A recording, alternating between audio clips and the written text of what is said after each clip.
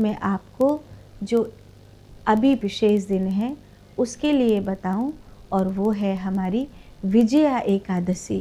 राम जी को इस एकादशी व्रत के लिए वाकदल्व मुनि ने कहा था, हम रावण को मारने तो नहीं जा रहे हैं, लेकिन हम उससे भी कोई कम काम करने नहीं जा रहे हैं। राम जी ने उस समय रावण को मारा था, आज हमें अपने भीतर की बुराई रूपी रावण को मारना है।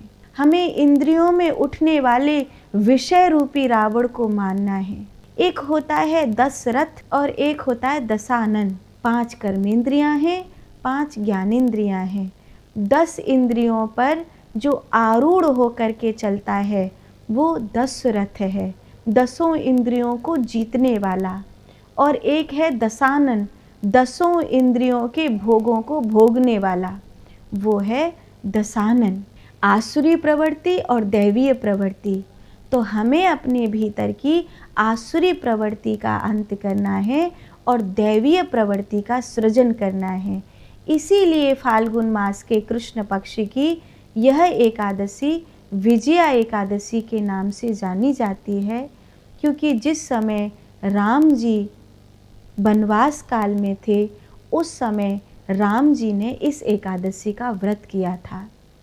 कहते हैं सबरी ने फाल्गुन मास के कृष्ण पक्ष की सप्तमी तिथि को राम जी को चख चख कर मीठे बेर खवाए थे। वो दिन सबरी के जन्म का भी दिन कहलाता है। सबरी के जन्म का दिन भी वही है, फाल्गुन के कृष्ण पक्ष की सप्तमी तिथि, और सबरी ने उसी दिन राम जी को बेर खवाए थे। आपने देखा होगा इन दिनों सबसे ज़्यादा बेर की बहार होती है। फागुन के महीने में ये करीब करीब 20 दिन ऐसे होते हैं जो हर बेर के पेड़ पर मीठे स्वादिष्ट बेर के फल लदे रहते हैं। अभी शायद शहर के बच्चे तो नहीं देख पाते, लेकिन गांव के बच्चे तो खूब देखते हैं। बहुत सारी झाड़ियाँ लगी रहती हैं और एक एक झाड़ी पर इतने बेर लटके होते हैं, और जब वो लाल हो जाते हैं, जब वो पीले पड़ जाते हैं। हम भी जब छोटे छोटे थे तो अपने आश्रम के पलंग ही बहुत सुंदर एक वो था, उसमें ढेर सारे बेर के पेड़ थे। तो कांटों की परवाह किए बिना झोली भर भर के बेर लेकर के आते थे। वृंदावन में पहले कई ऐसे स्थान थे जहाँ पर बेर के, अमरूद के ढेर पेड़ लगे हुए थे, बगीचा जैसा होता है। लेकिन अभी तो सब लोग बगीचा को उजाड़ कर बस बिल्डिंग बनाते जा रहे हैं। लगभग हर बगीचा उजड़कर बिल्डिंग बनता जा रहा है। तो पहले जब हम छोटे छोटे थे तो हमारे आश्रम के पीछे एक बड़ा सा मैदान पड़ा था और उसमें ढेर सारे पेड़, जंगल बोलते थे उसको, तो उसमें ढेर सारे बेर के पेड़ लगे थे। तो बच्चे सब इकट्ठे होके जाते थे और झोली भर भर के लेकर के आते थे। तो गांव के बच्चों ने तो ये सुख बहुत देखा है, बाग बगीचे का सुख। तो इन दिनों में खूब सारे ढेर बेर के फल जो है लदे रहते हैं। तो और इस समय का जो दोपहर का बेर के फल खाने का जो लाभ है, कहते हैं शारीरिक स्वास्थ्य की दृष्टि से इस समय अमृत का काम करता है बेर। तो सबरी ने भगवान को इस समय बेर के फल खिलाए थे, क्योंकि ये ऋतु है और सबरी का जन्मदिन भी था। तो यही दिन सबरी ने भगवान से प्रणाम करके प्रयाण लिया था। तो सबरी से राम जी ने पूछा था कि मुझे वाकदल्व मुनि विजया एकादशी के विषय में बता रहे थे। तो सबरी ने राम जी को कहा था कि प्रभु, मेरे गुरुदेव मातंग ने भी इस एकादशी के विषय में बताया है। जो इस एकादशी का व्रत रहता है वो अपने जीवन के कितने भी बड़े शत्रु को समाप्त करके विजय प्राप्त करता है। इस व्रत के फलस्वरूप मेरे गुरुदेव ने मुझसे कहा था कि मैं अपने भीतर की 10 इंद्रियों को जीत कर विजय प्राप्त कर सकती हूँ। यही कारण है कि ये वाली एकादशी को विशेष रूप से भगवान श्री कृष्ण को बेर का भोग, राम जी को बेर का भोग, और शिवालय में विशेष रूप से अब शिवरात्रि आने वाली है और शिवालय में खूब सारे बेर चढ़ाए जाएंगे। शिवलिंग पर जो बेर चढ़ाया जाता है, बेर भी कई प्रकार के आते हैं, कुछ छोटे छोटे गोल गोल बेर होते हैं। एक बेर होता है जिसे शिवलिंगी बेर ही बोलते हैं, तो वो विशेष रूप से शिवरात्रि के दिन शिवलिंग पर चढ़ाया जाता है। ऐसे तो गन्ने का रस भी शिवरात्रि पर विशेष होता है। साबुत गन्ना भी शिवरात्रि पर विशेष रूप से महादेव को समर्पित किया जाता है। इस समय से बेर की बहार है, तो बेर विशेष रूप से शिवरात्रि पर महादेव को समर्पित किया जाता है। इस समय जो शिवरात्रि हमारे अंग्रेजी तारीख के हिसाब से हम देखें तो 15 फरवरी 2026 शिवरात्रि का जो उत्सव है वो मनाया जा रहा है। एकादशी फाल्गुन के शुक्ल कृष्ण पक्ष की एकादशी आरंभ तो 12 फरवरी लगभग 12:15 बजे से होगी और विश्राम 13 फरवरी को लगभग 2:15 बजे होगा।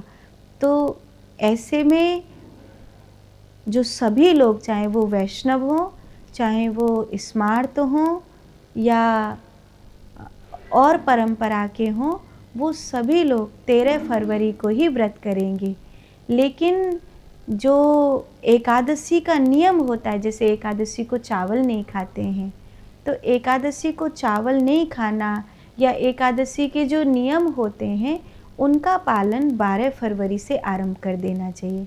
12 फरवरी की अगर दोपहर भी आप चावल नहीं खाएं तो ज़्यादा अच्छा है, क्योंकि एकादशी तिथि दोपहर में आरंभ हो जाएगी। तो उस समय प्रयास करिए कि चावल नहीं खाएंगे और एकादशी के लिए जो नियम होते हैं, जैसे ब्रह्मचर्य से रहना, मौन रहना, द्वादशाक्षर मंत्र का जाप करना, इन सब नियमों को आप पालन करेंगे। 13 फरवरी को जो एकादशी का व्रत है, ये इस बार की एकादशी बहुत महत्वपूर्ण है। कई वर्षों में ऐसी एकादशी आती है। कहते हैं साल में 12 संक्रांति होती हैं। हर एक महीने में सूर्य राशि परिवर्तन करते हैं। जैसे चंद्रमा 2.5 दिन में राशि परिवर्तन करता है, ऐसे ही सूर्य 1 महीने में राशि परिवर्तन करता है। तो 12 महीने में 12 संक्रांति आती है, लेकिन इन 12 संक्रांतियों में 3 संक्रांतियों को बहुत विशेष माना जाता है, जिसमें एक है मकर संक्रांति और दूसरी है 2 विष्णुपदी संक्रांति। एक संक्रांति जो मकर संक्रांति है, उसमें हम गंगा स्नान करते हैं, माघ मेला लगता है, कुंभ लगता है। ये विशेष रूप से स्नान दान की संक्रांति कही जाती है। कहते हैं संक्रांति के दिन कभी किसी दूसरे के घर का अन्न नहीं खाना चाहिए, नहीं तो 6 महीने का पुण्य जो है उस व्यक्ति के हिस्से में चला जाता है जिसने हमको अन्न खिलाया है। और साल में जो 2 विष्णुपदी संक्रांति आती हैं, उनमें एक कुंभ की संक्रांति होती है जो फाल्गुन में आती है, और दूसरी संक्रांति जून में जब आरंभ होता है दक्षिणायन, तब ये होता है। तो इस बार जो हमारी एकादशी तिथि है, ये विजया एकादशी विष्णुपदी संक्रांति में आ रही है। तो विष्णुपदी संक्रांति अर्थात सूर्य का कुंभ राशि में प्रवेश करना और विजया एकादशी होना, ये दोनों एक साथ हैं। और चूँकि ये विशेष दिन इसलिए है कि चंद्रमा धनु राशि में होंगे, तो धनु का चंद्र होना, कुंभ का सूर्य का कुंभ राशि में जाना और फाल्गुन के महीने की शुक्ल पक्ष की एकादशी का होना, ये तीनों संयोग बहुत महत्वपूर्ण हैं।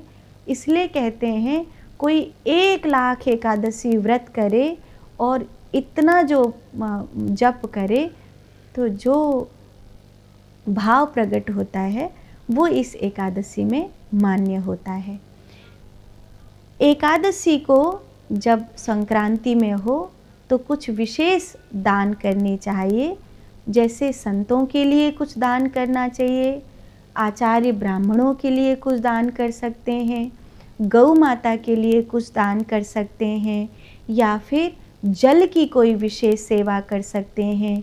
और कुछ भी नहीं हो तो चींटी के लिए या कुकर के लिए अन्न की या आटे की या जैसे उसके लिए कोई भी ऐसी सेवा जो उसके लिए उपयोगी हो वो कर सकते हैं।